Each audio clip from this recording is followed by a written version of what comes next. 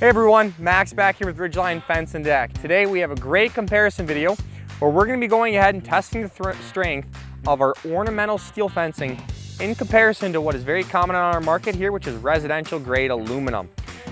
The first thing you're going to notice off the bat here is the size of the panels. Our ornamental steel is so strong that we install 8 feet between posts versus you're going to see aluminum typically installed 6 foot between posts because it just doesn't have enough strength. So the 3 tests that we're going to go ahead and perform today is first, we're going to bounce on these and just see what an average guy like myself can do for damage on one of these panels. Secondly, we're going to take a look at the bars. These are a big failure point in a lot of ornamental fences, is how quick these can go ahead and open up if a dog presses their head through, maybe a kid starts pulling on them. And lastly, we're going to go ahead and just put some pressure on them. We're going to go ahead and hook up our strap with our crane scale and see how much pressure it takes to go ahead and fail both the ornamental aluminum and the ornamental steel fence panels. Let's get out of here. Okay, so I weigh about 200 pounds. I'm going to go ahead and hop on here and see what this panel does as far as sagging out. So I'm just bouncing on a little bit here.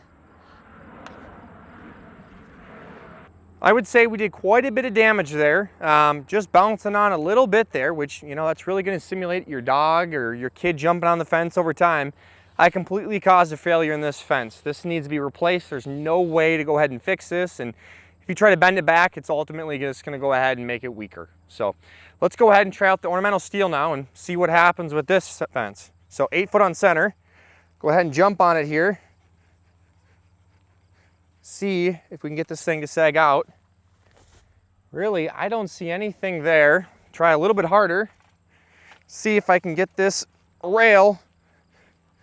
I'm really trying to see if I can get it to sag because I'm curious if I can. Man, I'm not seeing any sagging in that rail. So what a difference the ornamental steel has. Maybe just the slightest bit now, but nothing in comparison to this aluminum that's, you know, completely failed now. The other thing you're going to see here is that with aluminum systems, they're typically going to have a slot in the post. If you watch one of our other videos where we test out the strength of aluminum posts and any slotted post system in comparison to our steel, you know this is a big point of failure here, the fact that there's a huge cutout for this rail to slide in. And so what's happening is that rail, as I go in and out, as I jump on this, is popping, kind of moving around in this panel here, which is really just going to cause failure sooner.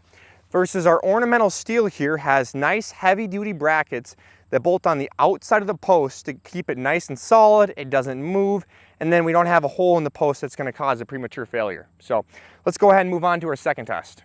We're going to go ahead and see how much pressure does it take to go ahead and pull one of these bars apart. And can I do it with aluminum? Can I do it with the steel? So I'm going to put just a little bit of pressure here. You can see here, completely pull those bars apart. A little bit more, maybe back and forth a little bit.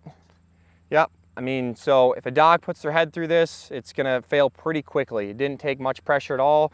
I can get these pickets to touch each other in no time. And this is a big deal because a lot of people, when they hear ornamental fencing, they assume it's all the same. And there's quite a bit of a difference, as you can see so far, from a steel system to an aluminum system that really does not hold up all that well. So let's take a look here at the steel now and put some pressure on it. And I really, honestly, see if I can get one of these bars to bend. I don't know. I got it to bend maybe 1/8 of an inch there. See if I can get it to bend. Yeah, really, I couldn't get that to bend there.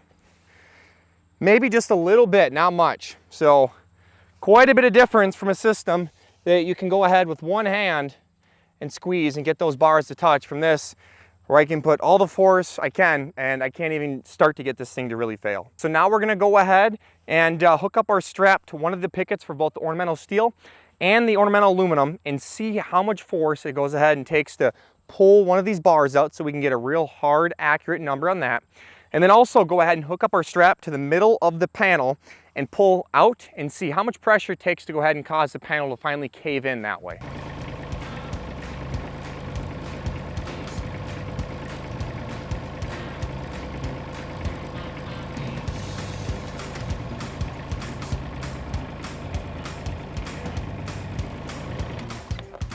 Okay, so to get this picket to completely fail, it got about 236 pounds of pressure. I think that number represents the force it takes to pop it out of the rail here. Obviously, if I can just simply pull on these, that's not 200 pounds of pressure, but to get it fully out of the rail, about 236 pounds of pressure. Let's go ahead and try out the ornamental steel here and see if it can hold up any better than this stuff.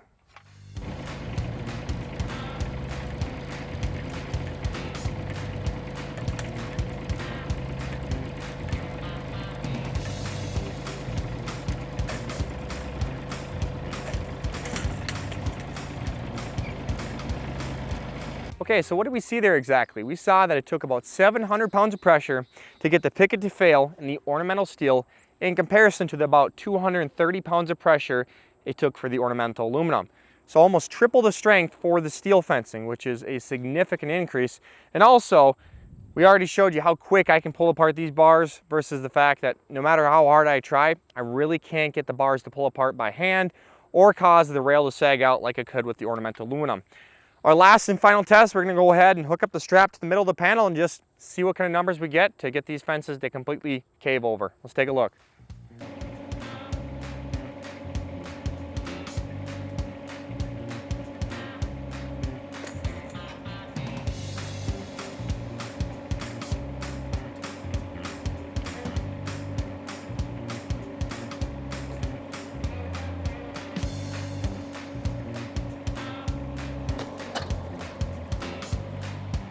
Okay, so that was a pretty interesting one there. We found out that the failure point really isn't the fence in this case. It's going to go ahead and be the ratchet strap, being that we had the ratchet strap break twice there, and this is a, I would like to think, pretty heavy duty strap.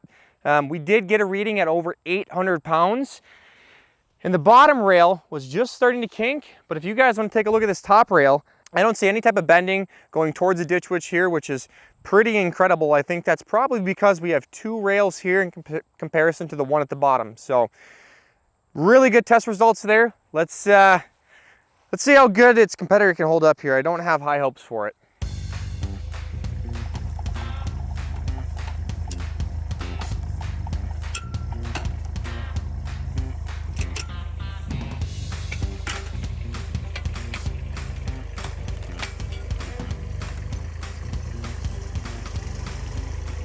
All right, so in conclusion, what do we see there? Well, I think it's pretty clear that ornamental aluminum just is not a good fit for both residential and commercial applications. There's just no way this stuff's gonna hold up.